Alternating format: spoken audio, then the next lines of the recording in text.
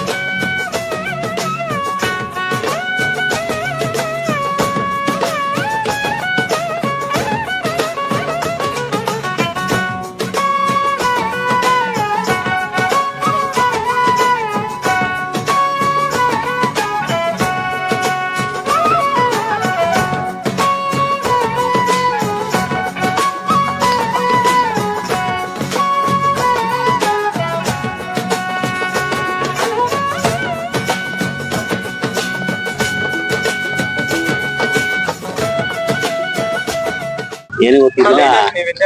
2025ರಲ್ಲಿ 9ನೇ ತಾರೀಕು 7ನೇ ತಿಂಗಳು 2025ರಲ್ಲಿ ನಮ್ಮ ನೆರಿಗೆ ಗ್ರಾಮ ಪಂಚಾಯತಿ ನೆರವೇರಿಸಿರ್ತಕ್ಕಂಥ ನಮ್ಮ ಸ್ನೇಹಿತರಾಗಿರ್ತಕ್ಕಂಥ ಮೂರ್ತಿರವರಿಗೆ ಹಾಗೂ ಇನ್ಕ್ಲೂಡಿಂಗ್ ನನಗೂ ಸೇರಿ ಜಿ ವಾಹಿನಿಯವರು ಕೊಟ್ಟಿರ್ತಕ್ಕಂಥ ಯುವರತ್ನ ಪ್ರಶಸ್ತಿಯನ್ನ, ಒಂದು ಗಿರಿಯನ್ನ ನಮ್ಮ ಮನೆಗೆ ತುಂಬಿಸ್ಕೊಂಡಿದ್ದೇವೆ.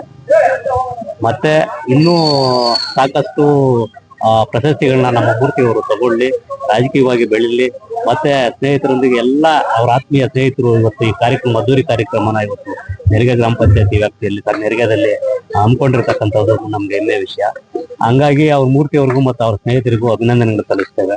ಮತ್ತೆ ಮೂರ್ತಿಯವರು ಇನ್ನೂ ಹೆಚ್ಚಿನ ಮಟ್ಟಕ್ಕೆ ಸಮಾಜ ಸೇವೆಯಲ್ಲಿ ತೊಡಗಿಸ್ಕೊಂಡು ಎಲ್ಲಾ ರೀತಿಯಲ್ಲೂ ಅವರು ಸಹಾಯ ಮಾಡ್ಕೊಂಡು ಎಲ್ಲ ಸ್ನೇಹಿತರನ್ನ ಜೊತೆಗೂಡಿಸ್ಕೊಂಡು ಅವ್ರನ್ನ ಮೇಲೆ ಕರ್ಕೊಂಡು ಹೋಗಿ ಅವರು ಬೆಳೀಲಿ, ಮತ್ತೆ ಅವ್ರ ಸ್ನೇಹಿತರನ್ನು ಬೆಳೆಸ್ಕೊಂಡು ಕರ್ಕೊಂಡು ಹೋಗ್ಲಿ ಅಂತ ಈ ಸಂದರ್ಭದಲ್ಲಿ ಹೇಳಕ್ಕೆ ಇಷ್ಟಪಡ್ತೀನಿ. ಇಂಥ ಪ್ರಶಸ್ತಿಗಳಿಂದ ಅಲ್ಲಿ ಬರಲ್ಲ ಸಾಮಾನ್ಯ ಬರೋದ್ರಿಂದ ನೀವು ಉಪಾಧ್ಯಕ್ಷರಾಗಿ ಸರ್ಜಾಪುರ ಗ್ರಾಮ ಪಂಚಾಯತ್ ಸರ್, ಮೂರ್ತಿಯವರು ಮಾಡಿರ್ತಕ್ಕಂಥ ಸಮಾಜ ಸೇವೆ ಮತ್ತು ಅವ್ರು ಮಾಡಿರ್ತಕ್ಕಂಥ ಅವ್ರ ಎಲೆ ಮರದ ಕಾಯ್ತಾರೆ ಇರ್ತಕ್ಕಂಥ ವ್ಯಕ್ತಿಯ ಮನುಷ್ಯ, ಅವ್ರು ಮಾಡಿರ್ತಕ್ಕಂಥ ಸೇವೆನ ಜಿ ನ್ಯೂಸ್ ಅವರು ಇವತ್ತು ಗುರುತಿಸಿ ಅವ್ರಿಗೆ ಅವಾರ್ಡ್ ಕೊಟ್ಟಿರ್ತಕ್ಕಂಥದ್ದು ನಮ್ಗೆ ಹೆಮ್ಮೆ ವಿಷಯ. ಹಂಗಾಗಿ ಮತ್ತೆ ಇನ್ನಷ್ಟು ಅವ್ರ ಅವಾರ್ಡ್ಗಳನ್ನ ತಗೊಳ್ಳಿ, ಮತ್ತೆ ಅವ್ರ ಸಮಾಜ ಸೇವೆ ಇನ್ನೂ ಮುಂದುವರಿಲಿ, ಮತ್ತೆ ಸ್ನೇಹಿತರನ್ನ ಬೆಳೆಸ್ಕೊಂಡು ಜೊತೆಲಿ ಕರ್ಕೊಂಡು ಹೋಗ್ಲಿ ಅನ್ನೋದು ನಮ್ಮ ಉದ್ದೇಶ ಸರ್. ನನಗೆ ಈ ಸಂದರ್ಭದಲ್ಲಿ ಕರೆದು ನೆರಿಗೆ ಗ್ರಾಮಸ್ಥರು ಮತ್ತೆ ಎಲ್ಲಾ ಸ್ನೇಹಿತರು ಸೇರಿ, ಮೂರ್ತಿಯವರೆಲ್ಲ ಸೇರಿ ನನಗೂ ಸಹ ಈ ಸಂದರ್ಭದಲ್ಲಿ ಒಂದು ಅಭಿನಂದನೆ ಸಲ್ಲಿಸಿರ್ತಕ್ಕಂಥದ್ದು ನನಗೆ ಬಹಳ ಖುಷಿ ಪಡ್ತಾ ಇದ್ದಾರೆ. ಮತ್ತೊಮ್ಮೆ ನಾನು ಅವ್ರ ಜೊತೆಲಿ ನಾನು ಯಾವತ್ತು ಸಂಪೂರ್ಣವಾಗಿ 24 ಗಂಟೆ ನಾನು ಅವ್ರ ಜೊತೆಲಿ ಇರ್ತೇನೆ, ಮೂರ್ತಿ ಜೊತೆಲಿ ಇರ್ತೀನಿ, ಮತ್ತೆ ಅವ್ರ ಸ್ನೇಹಿತರ ಜೊತೆ ಇರ್ತೇನೆ.